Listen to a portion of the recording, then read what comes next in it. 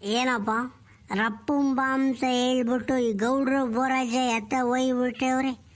ಅವನೇನು ಕೆಂಪಣ್ಣನ ವಿಚಾರ ಚರ್ಚೆ ಮಾಡಬೇಕು ಕಳ್ಳಶಿನ ರಪ್ಪನ ಮಂತ್ರಕ್ಕೆ ಹೋಗು ಬಾ ಅಂತ ಹೇಳಿದವರು ಎತ್ಲ ಎಸ್ಕೇಪ್ ಆಗಿಬಿಟ್ಟವ್ರಲ್ಲಪ್ಪ.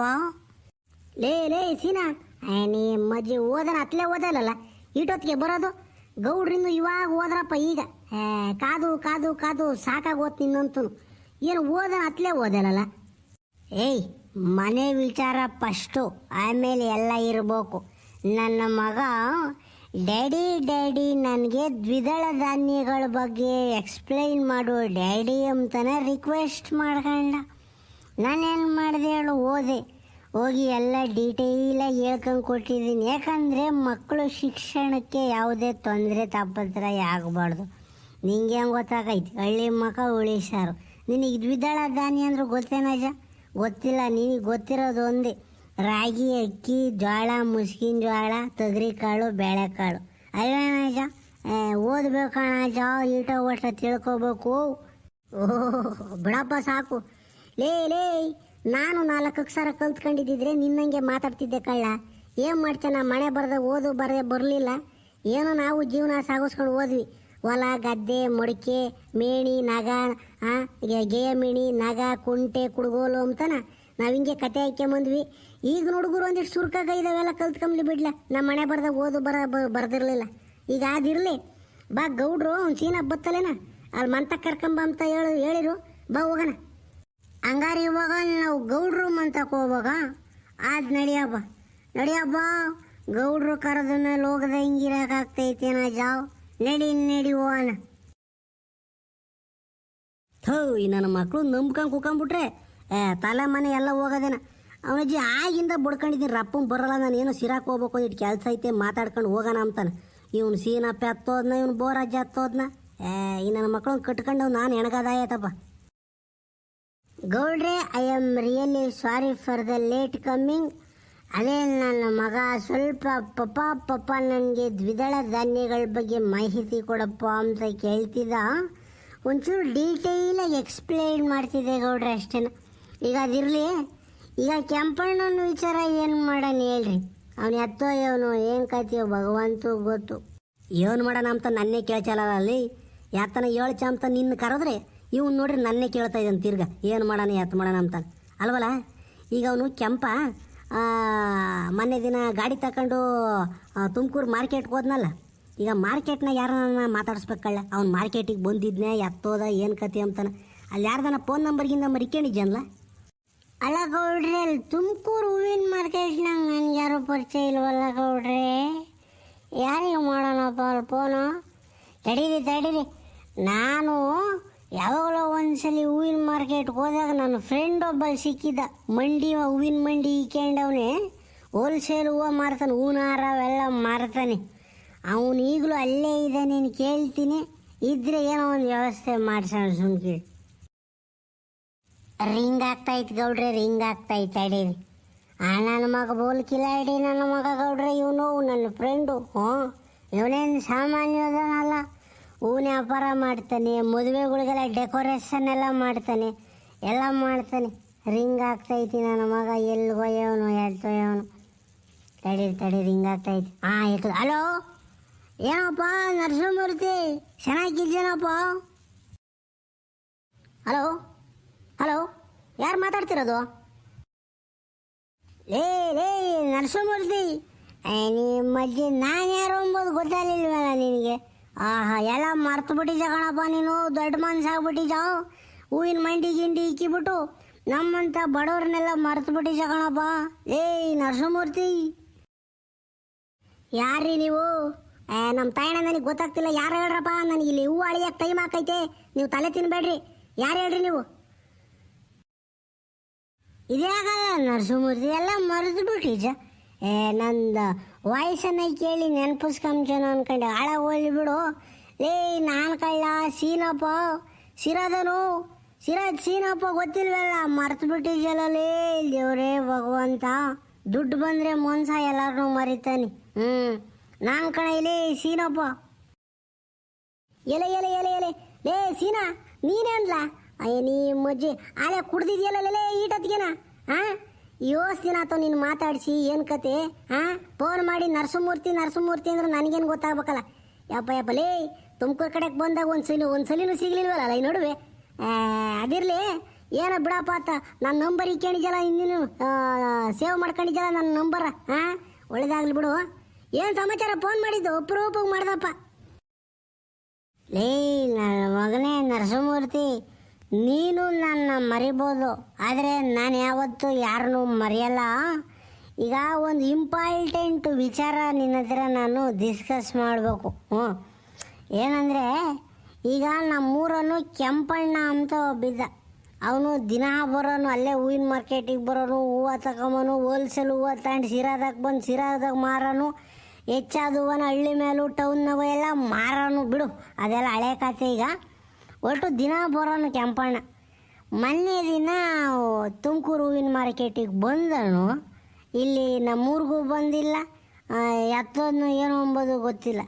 ಏನೋ ಅವನ ಹೆಂಡತಿ ಬಂದ್ಬಿಟ್ಟು ಗೊಳೋ ಅಂತ ಹೇಳ್ತಾ ಇದ್ದಾಳೆ, ಗೌಡ್ರೇ ನಮ್ಮ ಗಂಡನ ಕಾಪಾಡಬೇಕು ನೀವು, ಗೌಡ್ರೇ ನಮ್ಮ ಗಂಡನ ಕಾಪಾಡಬೇಕು ಅಂತ.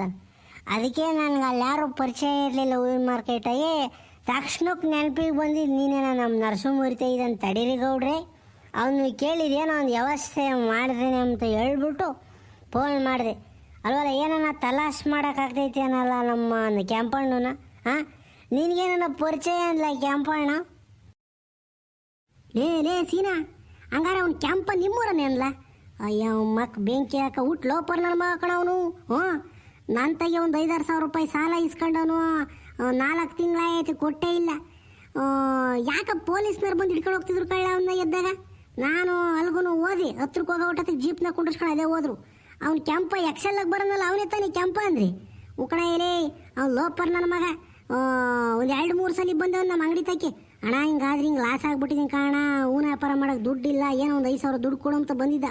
ನಾನು ಉಗಿದು ಕಳಿಸಿದ್ದೆ. ಏನಂತ ಇಲ್ಲಿ ಹೋಗಲ್ಲ ಅತ್ತ ಅಂತಾನೆ. ತಿರುಗಿ ಬಂದು ಏನು ಗೋಳೋ ಅಂತ ಹೇಳ್ತಿದ್ದ. ಅಣ್ಣ ಹೆಂಡ್ತಿ ಮಕ್ಕಳು ಎಲ್ಲ ಬೀದಿಗೆ ಬರ್ತಾರೆ ಕಾರಣ, ನಾವು ವ್ಯಾಪಾರ ಒಬ್ಬನೇ ದುಡಿಯೋದು ಮನೆಗೆ, ಹಂಗೆ ಹಿಂಗೆ ಅಂತ ಹೇಳ್ಬಿಟ್ಟು ಏನೋ ಗುಳಾಡ್ಬಿಟ್ಟು 5,000 ರೂಪಾಯಿ ಇಸ್ಕೊಂಡೋಗಿದ್ದ. ಆವತ್ತು ಹೋದನ್ ಲೋಪರ್ ನನ್ನ ಮಗ ನಮ್ಮ ಅಂಗಡಿ ಕಡೆಗೆ ತಲೆನೇ ಹಾಕಿರಲಿಲ್ಲ.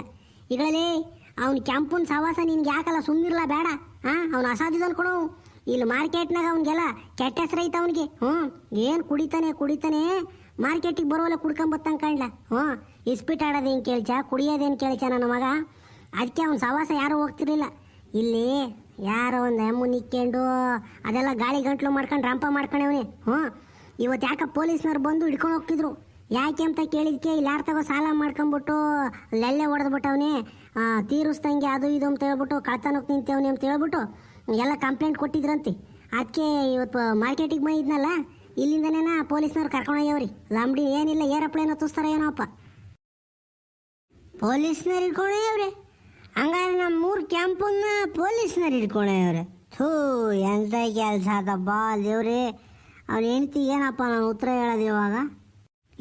ಲೇ ಸೀನಾ, ಏನಲ್ಲ ಏನತ್ತ ಯಾತ ಪೊಲೀಸ್ನವ್ರು ಗಿಲೀಸ್ನವ್ರು ಅಂತಿದ್ಯಾ? ಅದೇ ಗೌಡ್ರಿ, ಕೆಂಪ ಲೋಪರ್ ನನ್ನ ಮಗ ಅಂತವನು. ಮೈ ತುಂಬ ಸಾಲ, ನಾನೊಬ್ಬ ಲೋಲ ಅಂತ ಓಡಾಡ್ಕೊಂಡಿದ್ದನಂತೆ. ತುಮಕೂರು ಮಾರ್ಕೆಟ್ನಾಗೆ ಎಲ್ಲರ ತಗೋ ಸಾಲ ಮಾಡ್ಕೊಂಡು ಕಳ್ತನಕ್ಕೆ ನಿಂತ್ಕೊಂಡು ಯಾವುದೋ ಹೆಂಗಸರು ಸವಾಸ ಎಲ್ಲ ಮಾಡಿಬಿಟ್ಟು ದೊಡ್ಡ ರಂಪ ಮಾಡ್ಕೊಂಬಿಟ್ಟವನಲ್ಲಿ. ಇದನ್ನೆಲ್ಲ ನೋಡಿದವ್ರು ಅಲ್ಲೇ ಇದ್ದರು ಲೋಕಲ್ಗಳೆಲ್ಲ ಪೊಲೀಸ್ನರಿಗೆ ಕಂಪ್ಲೇಂಟ್ ಕೊಟ್ಬಿಟ್ಟವ್ರೆ.